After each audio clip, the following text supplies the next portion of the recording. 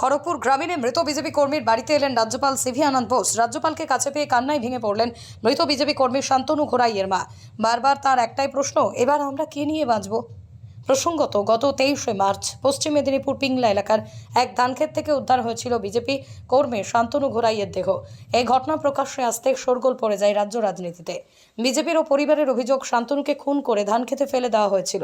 বাংলার শাসক দল তৃণমূলের দিকেই অভিযোগের তীর বিজেপির।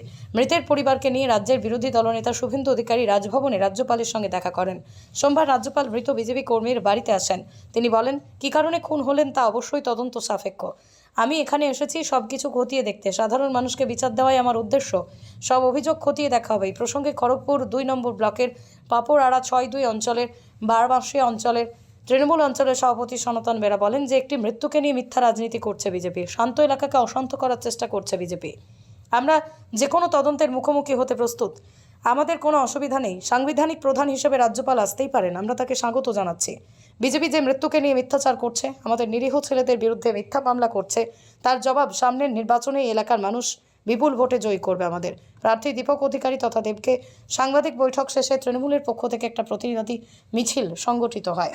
23শে মার্চ বারাবাসীতে একটা ঘটনা ঘটে আর কি।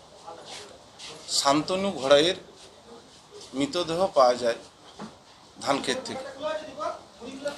সেই মৃতদেহটাকে নিয়ে যেভাবে বিজেপি একটা রাজনীতি করছে, যে কোনো মৃত্যুই দুর্ভাগ্যজনক। আমরা তার পরিবারকেও সমবেদনা জানাই এবং যেভাবে একটা মিথ্যাচার হিরণ গতবারে বলে গিয়েছে আমার নামে প্রধান হিসাবে, এবং আমাদের নম্র ভদ্র লোকসভার প্রার্থী দীপক অধিকারী তার নামে কুরুচিকর মন্তব্য বলেছে। এবং আজকেও দেখেছি রাজ্যপাল সাহেব এসেছিলেন, আমরা তাকে স্বাগত জানিয়েছি এবং রাজ্যের সাংবিধানিক পদে সর্বশ্রেষ্ঠ আছে, তাই উনি এসেছেন। আমরা এই অঞ্চলের পক্ষ থেকে তাকে ধন্যবাদও জ্ঞাপন করছি। কিন্তু আমরা দেখতে পেয়েছি আজকে তার সঙ্গে বিজেপির নেতারা লাইন দিয়ে যাচ্ছে। এই এলাকার বাইরে থেকে কিছু বিজেপির নেতারা সকাল থেকে এখানে এসে জমায়েত, এবং রাজ্যপালের পিছনে এবং সাংবাদিক সম্মেলনের কাছে আমরা দেখেছি যেখানে বিজেপির নেতারা দাঁড়িয়ে আছে। যে মৃতদেহকে নিয়ে যে রাজনীতি বিজেপির, এইটার জন্যই আমরা ধিক্কার জানাচ্ছি। কারণ আমাদের শান্ত এলাকা, আমরা সবসময় বলেছি আমরা এই অঞ্চল গত পঞ্চায়েত নির্বাচনে 15টা প্রার্থীর মধ্যে 14টা জিতেছে এবং সমস্ত পঞ্চায়েত বিপুল ভোটে জিতেছে। এবং এই শান্ত এলাকাকে অশান্ত করার চেষ্টা করছে বিজেপি। এবং আমাদের এলাকার উন্নয়ন বা এলাকার সার্বিকভাবে এই অঞ্চলের উন্নয়ন আমরা মানুষের কাছে কাছে দুয়ারে দুয়ারে মমতা বন্দ্যোপাধ্যায়, বাংলার অভিষেক বন্দ্যোপাধ্যায় আমাদের সাধারণ সম্পাদক, যেভাবে আমাদের তৃণমূল কংগ্রেসের কর্মীদের সেই শিক্ষা দেয়নি যে কাউকে আঘাত আনা, কারো বিরুদ্ধাচরণ করা। আমরা সবসময় উন্নয়নের পক্ষে এবং আমরা মানুষের দুয়ারে দুয়ারে উন্নয়ন পৌঁছেও দিয়েছি। আমরা চেষ্টা করেছি সব সময়, ঝড়ের সময় আমরা পাশে গিয়ে দাঁড়াই। তাই সেই জায়গায় আমাদের এই শান্ত এলাকাকে অশান্ত করতে চাচ্ছে বিজেপির কিছু নেতা এবং হিরণ যে প্রার্থী হয়েছেন এবারে। আগামী লোকসভা নির্বাচনে বুঝতে পারবে এই এলাকার মানুষ সর্ববৃহৎ এই অঞ্চল থেকে ওকে হারাবে, সর্ববৃহৎ দীপক অধিকারীকে লিড দিবে আমাদের অঞ্চলের মানুষ। তাই শুধু বলা, রাজ্যপাল সাহেব এসেছিলেন ঠিকই আছে, কিন্তু যে বিজেপির একটা রাজনীতি মৃতদেহকে নিয়ে, এটা আমাদের খুব ভালো লাগছে না। এবং মিথ্যাচারণ করছে, সব সময় করে যাচ্ছে আমাদের নামে, যে আমরা নাকি বোম বন্দুক নিয়ে ঘোরাঘুরি করি। কোথাও এলাকার মানুষ বলুক, কোথাও আমরা সব সময় মানুষের বিপদ হলে তাদের পাশে গিয়ে দাঁড়াই।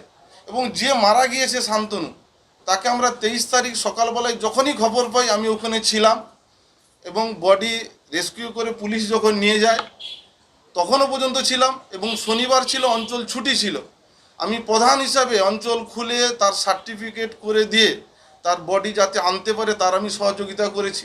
এবং আমরা জানতে পেরেছি যেটা, যেটা যে উনি নাকি জলে পড়ে মারা গিয়েছে। আমাদের কাছে সে তথ্যও আছে আমাদের কাছে। তারপরেও আমাদের এই শান্ত এলাকাকে অশান্ত করতে চাচ্ছে বাইরে থেকে বিজেপির লোকরা এসে। এটা নিয়ে আমাদের ধিক্কার, এটা নিয়েই আমাদের প্রতিবাদ।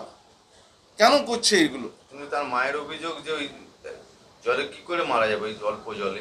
সিবিআই তদন্ত দাবি করছে সিবিআই তদন্ত না। দাবি করছে। আমরা তো চাই আমরা করুক না, কোনো অসুবিধা তো নেই। আমরা তো কোনো সময় বাধা করেছি। সিবিআই করুক, সিআইডি করুক, পুলিশ প্রশাসন সেদিন সবাই এসেছে। তো সেদিন বড়বাবু এসেছে, সিআই সাহেব এসেছেন, এসডিপিও সাহেব এসেছেন, সব রকম সহযোগিতা করেছে। পুলিশ প্রশাসনের প্রতি আমাদের আস্থাও আছে এবং সব রকম সহযোগিতাই করেছে পুলিশ প্রশাসন। এবং আমরা তো বলেছি যা করতে চাই করুক, কিন্তু এই মৃতদেহকে নিয়ে একটা মানুষ মারা গেছে, তাকে নিয়ে রাজনীতি এটা ভালো জিনিস না। এটা খুব খারাপ, এলাকার পক্ষে ক্ষতিকারক, খুব ক্ষতিকারক এলাকার পক্ষে। আমাদের এলাকা খুব শান্ত এলাকা, তাই এলাকার মানুষের কাছে সবার কাছেই আমি বলবো যে এই বিজেপি থেকে সবাইকে সাবধান থাকার জন্য বলবো। এবং নিরীহ কিছু ছেলের নামে কমপ্লেন করেছে, আমরা শুনেছি, আমরা দেখেছি কিছু নিরীহ ছেলের নামে ওই পাড়ারই, তারা তো ওদেরই টোটাল পাড়ার মধ্যে। এগুলো করা ঠিক হয়নি। এগুলো আমাদের কাছে তথ্য আছে কি করে মারা গিয়েছে, ওটা আমরা জানি, সেই রিপোর্টও আমাদের কাছে আছে।